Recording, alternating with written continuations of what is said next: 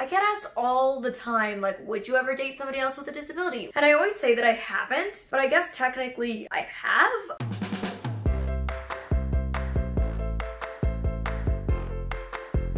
Hello everyone, it is me back again for another good old-fashioned story time. And yes, this one too has to do with dating. Recently I shared a story about the time that I was briefly in a relationship or dated somebody who was born HIV positive. I'll link that below and at the end of this video in case you want to check that one out and haven't watched it already. And a lot of people reached out afterwards who are HIV positive or who work for HIV and AIDS awareness organizations, thanking me for making that video and just like telling me how much they appreciated me talking about it and helping break some of the stigma and just starting that conversation. So I'm so glad that people reacted so positively to it. I'd wanted to tell that story for so long, but was so concerned about telling it in the right way. So I'm really glad that you guys appreciated it and it went well and enjoyed it, and especially that, you know, the HIV and AIDS community appreciated it because that was really important to me. So happy about that. And this is another one of those stories that I've wanted to talk about, but I wasn't really sure and I didn't really know if it was like worth the story. But I get asked all the time, like, would you ever date somebody else with a disability? Would you ever date a blind person? And I always say that I haven't, but I guess technically I have. I've never been in a relationship with somebody else with a disability, but I have like gone on dates with other people with disabilities. And I did have a brief summer fling with a blind guy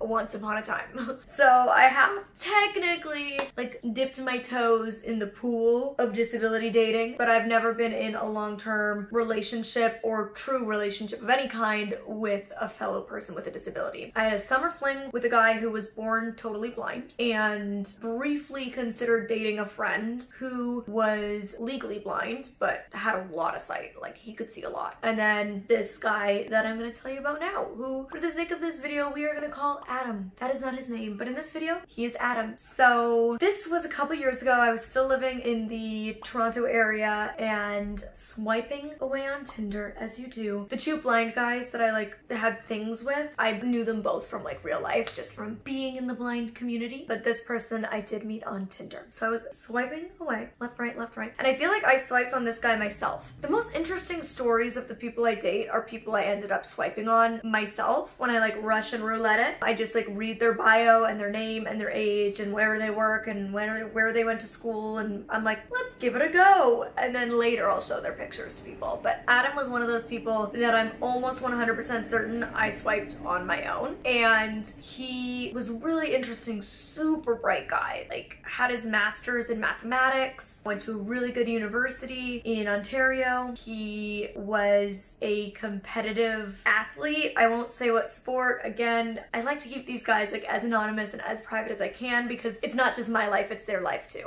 you know? So he was a competitive athlete, so he was like very fit and he traveled a lot to play sports, which I thought was really cool. I think it's really cool when somebody like has a passion, a hobby, an outlet, and they excel at it, you know, and they just like really focus all of their energy into like this one thing and get really good at it. I find that really attractive. So he kind of checked two boxes of things that I find really attractive. He was highly intelligent and he was like really passionate about something and excelled at that something. Those were two things that I was really attracted to about him. Of course, being an athlete, he was also quite fit. We love a good fit body, can't lie. And yeah, so he had like a lot of things that I was interested in. He was a little bit older than me, which I was also interested in because I don't know, like in my mind, I'm like, oh, an older man will be more mature, but it's not true. I briefly dated a guy 13 years older than me. Yes, you heard that. I briefly dated somebody when I was 23. I dated somebody who was 36. It was a moment in my life and he was not mature. So you just never know. And then I've dated like guys that are a year or two younger than me and they're really mature. So age doesn't necessarily dictate how mature and grown up and ready they are for relationships, but it can. So in my mind, I always kind of want a guy that's like my age or a year older to like 5 or 6 years older than me. So he was probably, I want to say 4 years older than me. And I was, okay, how old? I'm 26 now. I moved here to the US when I was on the tail end of being 23. I was probably 22 when I dated this guy, and I want to say he was like 26, 27. And if you guys have heard me talk about dating online, actually I did a whole video, The Truth About Online Dating as a girl with a disability. I'll link that below as well. But in that video I talk about the fact that I don't really put that I'm disabled in my profile, and I do that for many reasons. I do it because it makes me feel safer. I do it because if I only have a small window of space to tell you about myself, do I think that's the most important thing to tell you? No. I think there's a lot of other important things about me, and that can come later. Like, why be upfront with that when I don't even know if I'm gonna like you? You know, like, let's get into conversation, let's see where this is going before that has to come up. So it wasn't in my profile, he did not know, and once we decided that we were going to go on a date and meet up in real life, I knew I needed to tell him. So I was like, before we meet, there's something I have to tell you. And he was like, oh, there's something I actually have to tell you before we meet too. And I'm used to disclosing my blindness to guys on dating apps, so I've done it in tons of different ways. I've done it as like 2 truths and a lie, where it's like a game. I've done it where it's like, tell me 3 things about yourself and I'll tell you 3 things about myself. I've done it where I like literally like so casually just like weave it into conversation. And then I've just done it where it's like, hey, I need to tell you this thing about me. So depending on where the conversation's going, how it's flowing, I do it in different ways. In this circumstance, it just felt fitting to just kind of be like, hey, I want to tell you this thing before we meet, and be like more just upfront about it. And I had done that before, but I'd never had somebody be like, oh yeah, me too. So I was like, oh, okay. And I honestly don't remember who went first. Just for funsies, let's say I went first. I told him I was blind. He was like, oh, okay. And then it was, you know, his turn to tell me. And he let me know that he had very severe Tourette's. And I'll link information in the description below about Tourette's. I'm certainly no expert. Being in the disability community, I know people with Tourette's, but I've never met anybody with very, very severe Tourette's. And I think his is like deemed one of the worst in Canada. He would go all over the world getting like brain scans and treatments and stuff like that, like experimental treatments. Nothing ever worked because there is, you know, there's medications that people with Tourette's can take, but there is no like cure or treatment, technically speaking, and none of them ever worked on him. But Tourette's is basically, from my understanding, I'll have my editor edit in a fancy little description or like medical jargon here about what it is, so you can pause and read that if you're interested. But basically, from my understanding, it's a neurological condition where you have tics. So those tics can be visual things or they can be vocal things. So kind of like the stereotype is people like yelling rude swear words, or, you know, yelling like, I have a bomb at an airport. Things like that are like the stereotype. It's kind of like you do things that you don't plan to do, or you say things that you don't actually want to say, but it just comes out. And some people can hold their tics back, but it can be very uncomfortable to do so. And then often once you finally let your tics out, it can be even worse. The only people that I had ever personally met with Tourette's had visual tics. So things like twitching their face or their eye, mouth movements, hand gestures, things like that, like just fidgety things almost that you could think of. I had never personally met anybody with vocal Tourette's, which he had both, and particularly his vocal tics were very strong. And so I was just like, okay, cool. Like, I didn't really think anything of it. It didn't bother me in any way. And so he came, he picked me up, and we were going to a coffee shop. And in the car ride to the coffee shop, it was funny because it was like he had questions for me about being blind and like how to best help me. And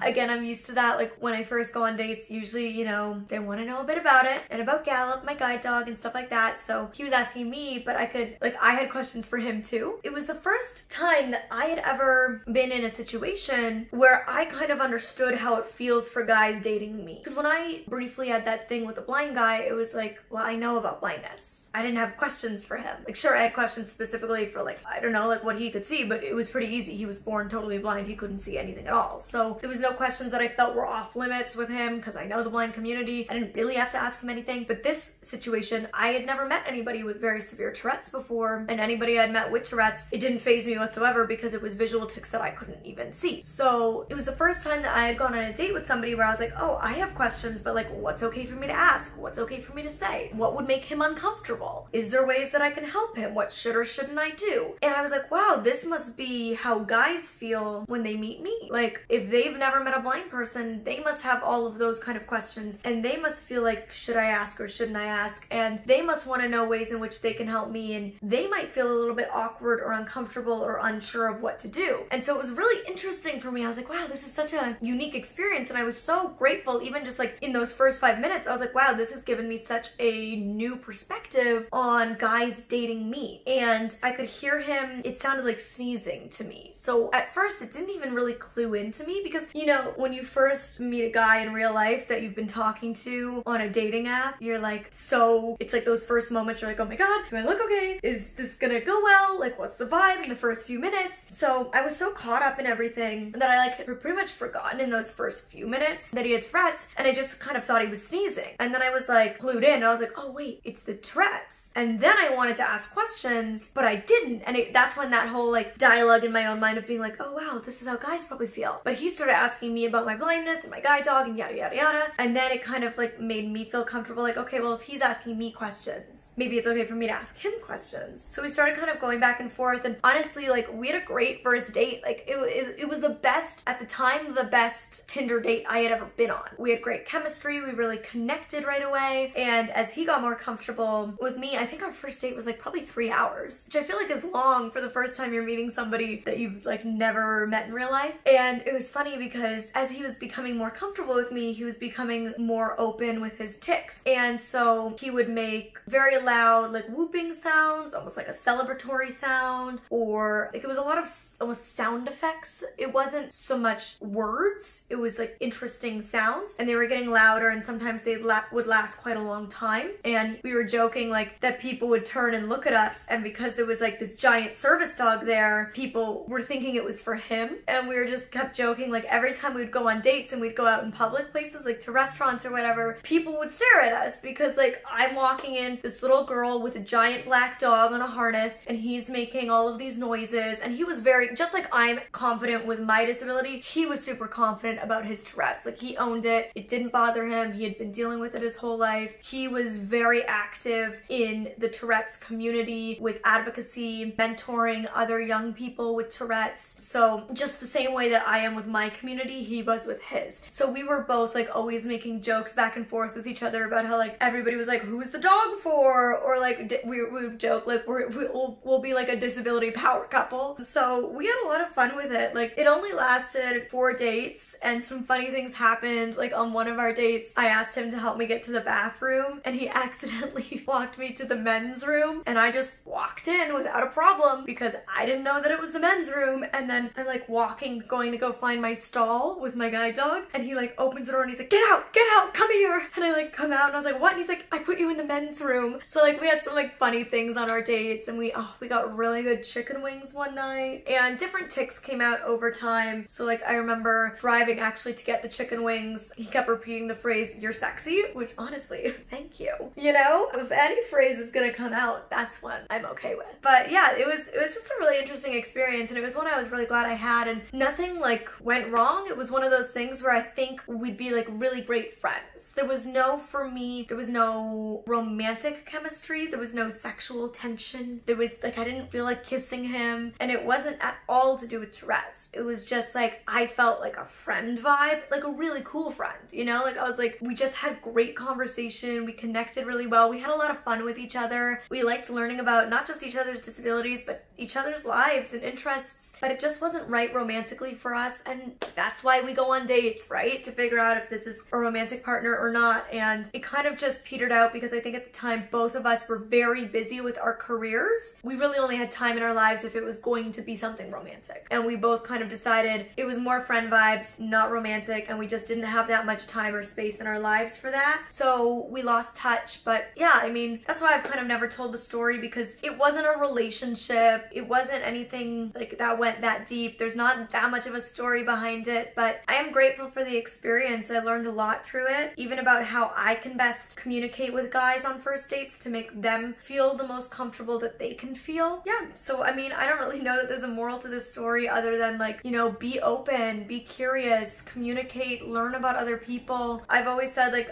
I'm very open to dating other people with disabilities. In my ideal world, that disability wouldn't also be blindness, just for like logistical reasons. I have somebody that can like drive me around on dates and stuff, but you know, I had a fling with a guy who was blind and it didn't work because we lived in different countries. So it was just like, again, like a logistical thing as to why it didn't work out. But you know, I fell for him. So of course I was gonna date him. So for me, it's kind of like, it's not, you don't always pick who you fall for. And even sometimes you wish you could, you know, like sometimes you fall for people who aren't ideal for you and you wish you could fall out of that love, but you can't. And vice versa. Sometimes you wish you could love somebody, but you just can't. And you wish you could fall for this perfect person. You know, I think we've all had like that best friend in our lives. We're like, oh, you're so great and I wish I could just date you. Like, I wish you could be my person, like, but you're just my best friend and that's all it is. And you just don't have that spark and that chemistry and that vibe and that tension that you want in a relationship. And so I think ideally would I date a sighted person? Yeah. But also if I fall for a blind person, I fall for a blind person. And also I don't care if they have any other type of disability. If anything, you know, I think it adds more interest. I think it adds another layer of how we can connect because you have shared similar experiences. And I think that was one of the things that stood out for us, like on that first date for both of us, is like we had the same things that we could joke about and connect about around like people staring at us in public or people assuming things about us and being wrong or stupid questions we get asked. Like we had all of those things that we could relate to each other with that I don't often find when I'm dating able-bodied guys. So yeah, ultimately, would I date somebody else who's blind? Yes. Would I date somebody else who's disabled? Yes. But I just haven't ended up in a serious relationship with anybody who's disabled because it just wasn't right. There wasn't the right person, wasn't the right time, whatever it might be. And I think in life, sometimes there's right people, wrong time. Sometimes there's wrong people, but all the right feelings. And that's what makes dating and love so tricky. I truly don't believe there's one soulmate for everybody. I believe we have many soulmates, and some of those soulmates are romantic and some of them aren't. Like my best friend Braden is absolutely one of my soulmates, but you know, he's gay and I'm a woman, so it'll never be romantic between us, and we've both known that from the beginning, but that didn't stop us from having like this instant love for each other and this chemistry and this connection that's so deep and pure and real. And I know he's my soulmate, you know? And so I don't know, at this point I'm just rambling about love and dating and romance because it's on my brain a lot. I have so much time here in quarantine to think, and you know, must be love on the brain. Isn't that how the song goes? Maybe? Yes? Whatever.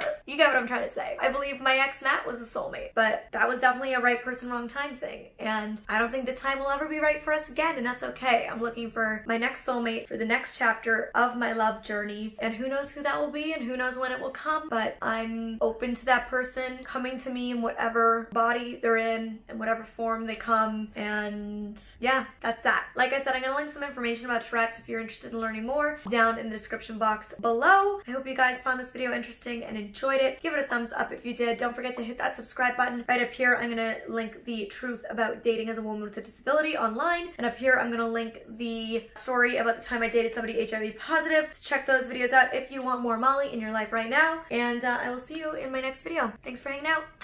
Bye.